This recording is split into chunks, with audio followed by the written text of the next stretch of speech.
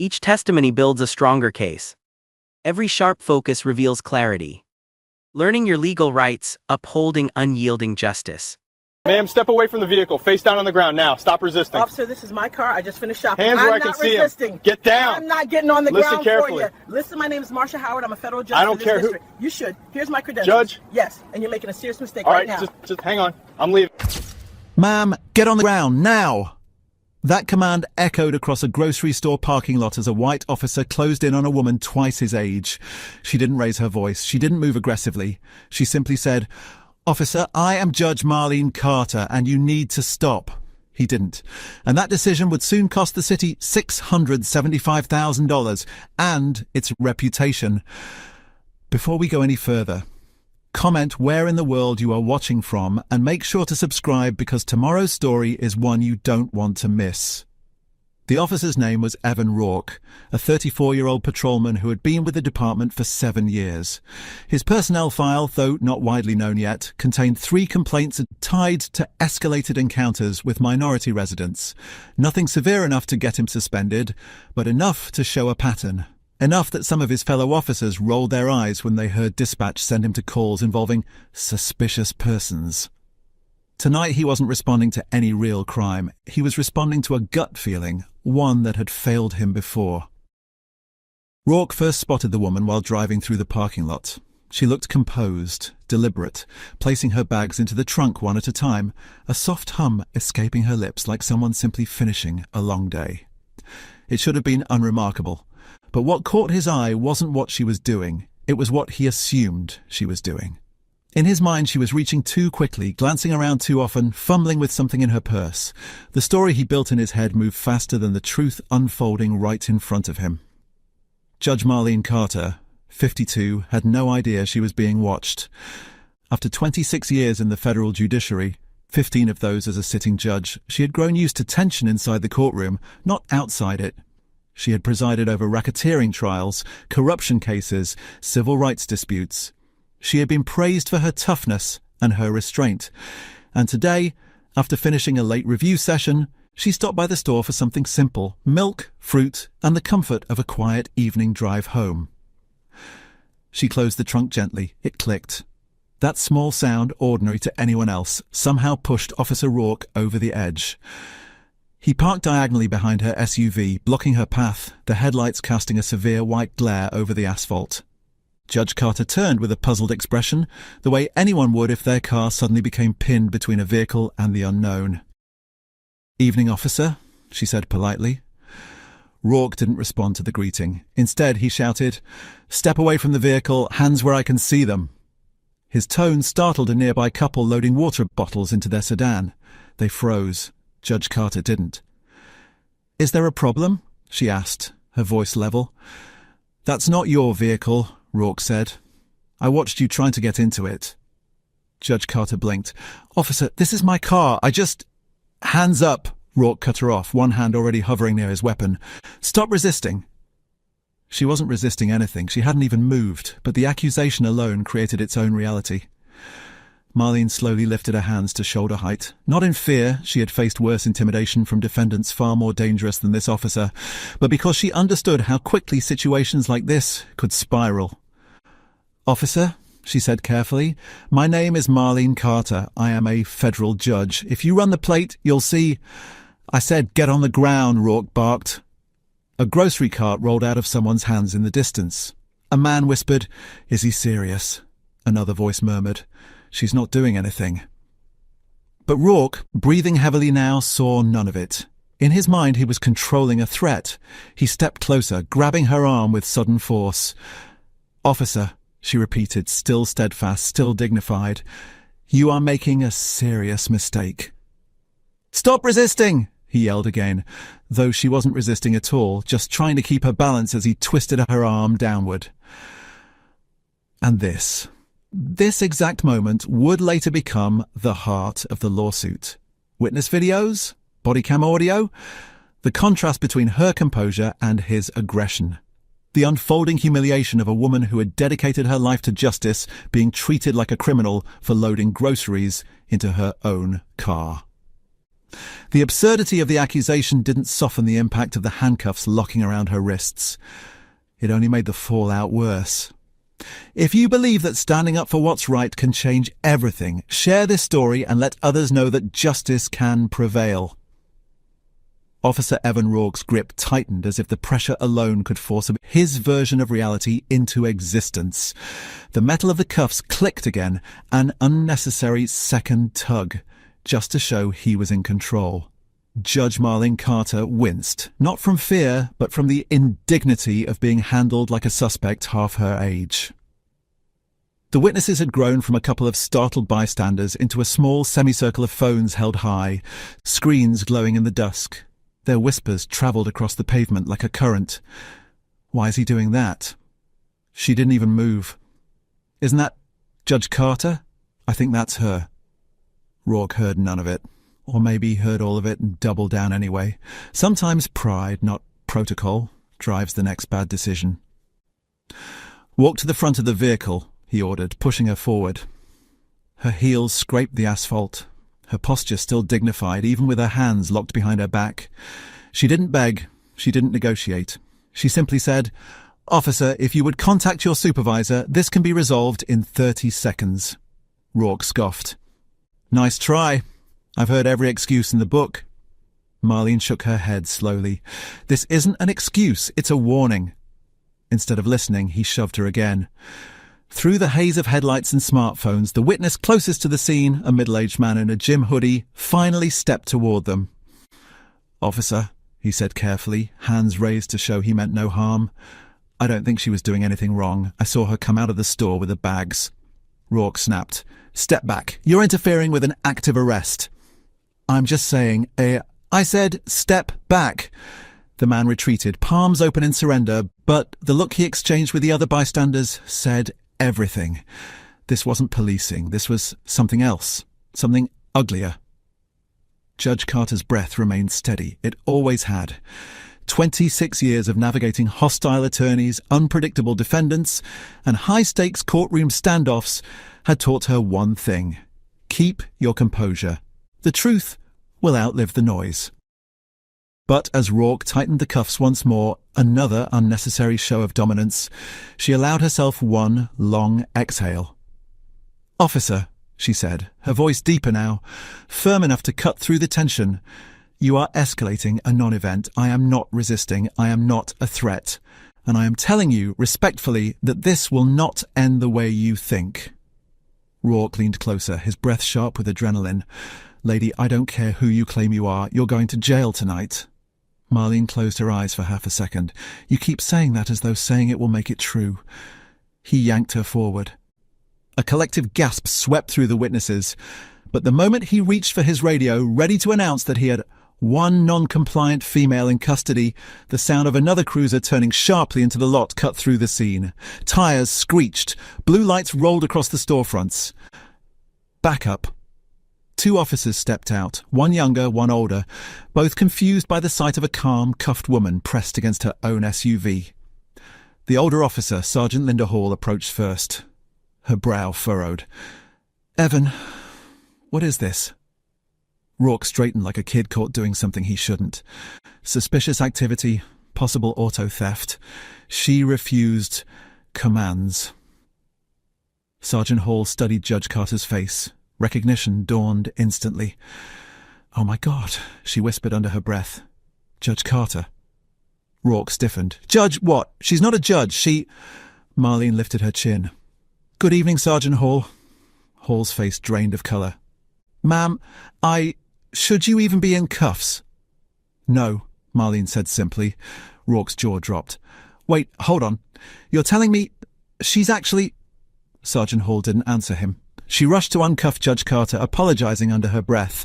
"Ma'am, I'm so sorry. I'm so sorry. This shouldn't have—" Rourke tried to salvage himself. "She wasn't cooperating. She didn't follow commands." The witnesses erupted. "She did. She wasn't doing anything wrong. You escalated it." Phones were pointed at him from every angle. Sergeant Hall turned sharply toward him. "Evan, get back to your car." "But now." Judge Carter rubbed her wrists where the metal had left faint marks. Her voice remained calm, but the steely edge underneath it made even the bystanders quiet down. "Sergeant," she said, "would you like to run the plate? Or would you prefer to continue accepting Officer Rourke's version of events?" Hall didn't even bother checking. She already knew. "Ma'am, please, let's talk inside the cruiser, somewhere private." "No," Marlene said. "Out here is fine." A heavier silence fell across the lot. A public humiliation was unfolding, but not the one Rourke had intended. Judge Carter turned slightly, just enough that her voice carried to every witness, every phone, and, most importantly, the officer who had misjudged her from the moment he saw her. "You shoved a federal judge," she said quietly. "You ignored identification, you ignored witnesses, you ignored your training, and you lied about resisting." Rourke's face flushed a furious red. "This is going to internal affairs," Sergeant Hall muttered. Judge Carter shook her head once. "No, this is going beyond internal affairs." And in that moment, before the lawsuit, before the headlines, before the settlement that would rock the city, every person standing there understood this wasn't over. It was just beginning. If you believe that calling out injustice is the first step toward accountability, share this story and let others know that the truth matters. The police station smelled of old coffee, fluorescent lights, and paperwork that had been signed in a hurry. But when Judge Marlene Carter stepped through the front doors with Sergeant Hall beside her, the entire room shifted. Officers paused mid-sentence. A few stood straighter. A couple recognized her immediately and whispered her name like it didn't belong in a precinct lobby. At least, not like this. Rourke walked in several paces behind them, stiff and defensive, as though clinging to the last threads of a narrative that was already falling apart in his hands. Sergeant Hall gestured toward a small conference room. "Ma'am, please, let's talk inside." But Judge Carter didn't move. She stood firmly in the middle of the lobby where every officer could see her wrists still marked from the cuffs and the deep, disappointed calm in her eyes. Her voice was controlled, but its strength carried across the room. "I'll speak right here." Rourke exhaled sharply, muttering, "This is ridiculous." Hall shot him a warning glare.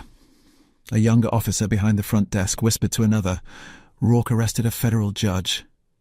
The other officer didn't whisper back. "He's finished." Rourke's jaw tightened. She didn't identify herself until...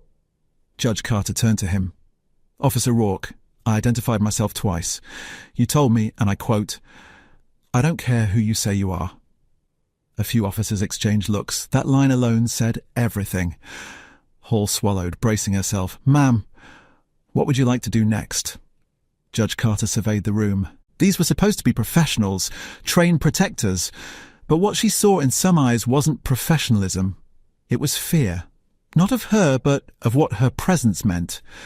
Accountability. "I want a written incident report," she said. "I want the body cam footage preserved, and I want the name of the watch commander." Rourke stepped forward and desperate now. "Ma'am, Judge Carter, listen. I thought you were stealing the vehicle. Your behaviour was—" "My behaviour," she said quietly. "Officer, I was loading groceries."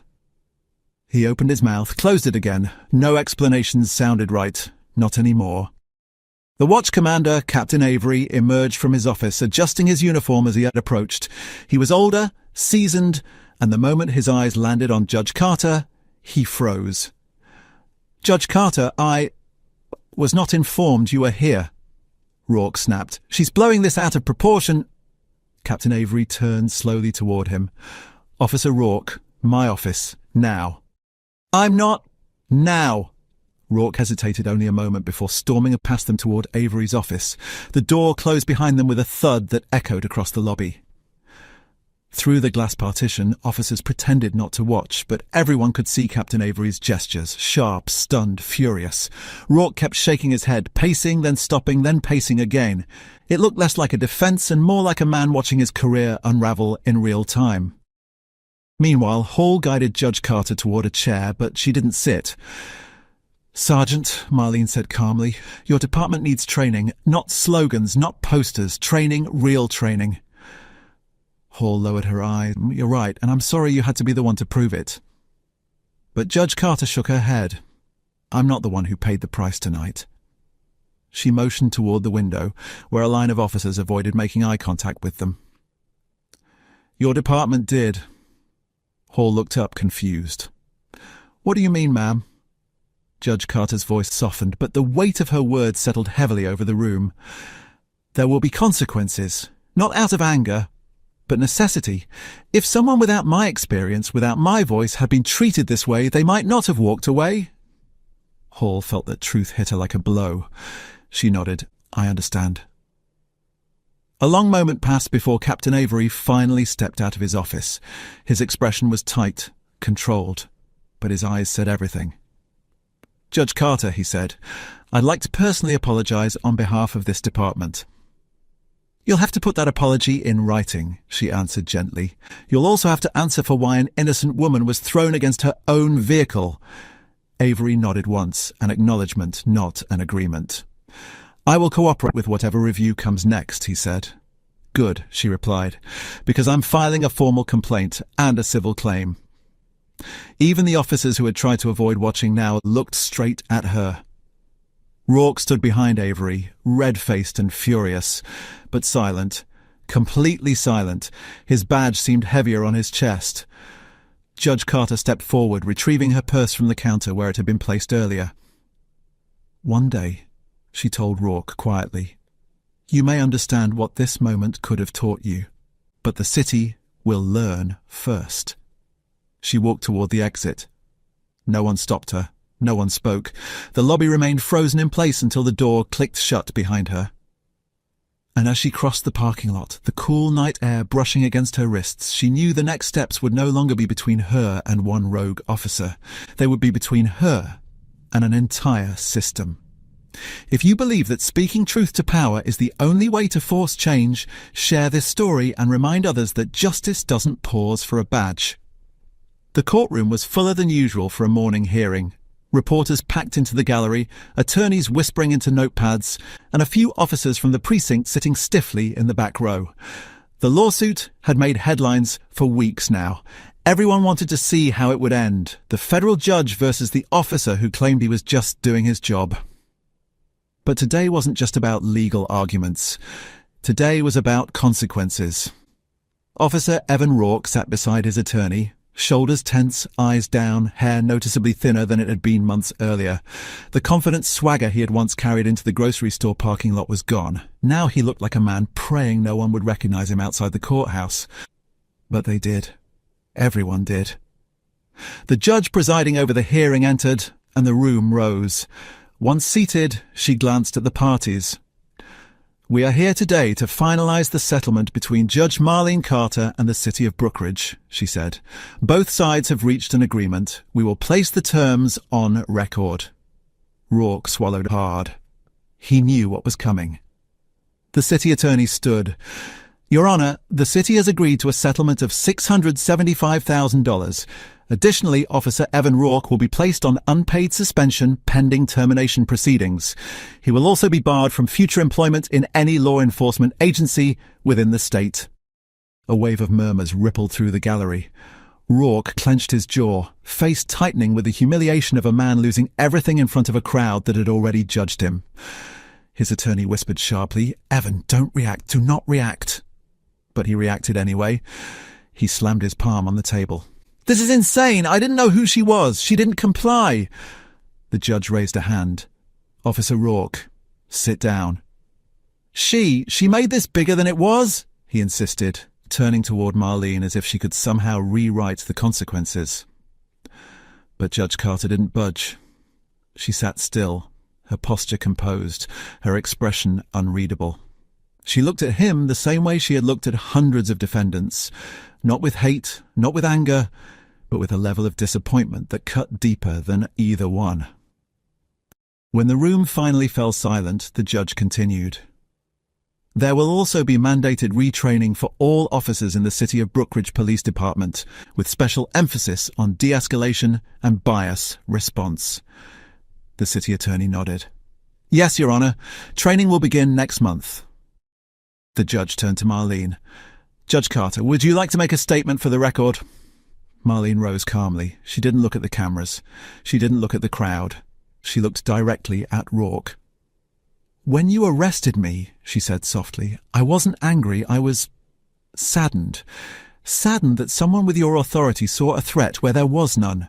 Saddened that a woman loading groceries was treated like a criminal. Saddened that your first instinct was force, not reason."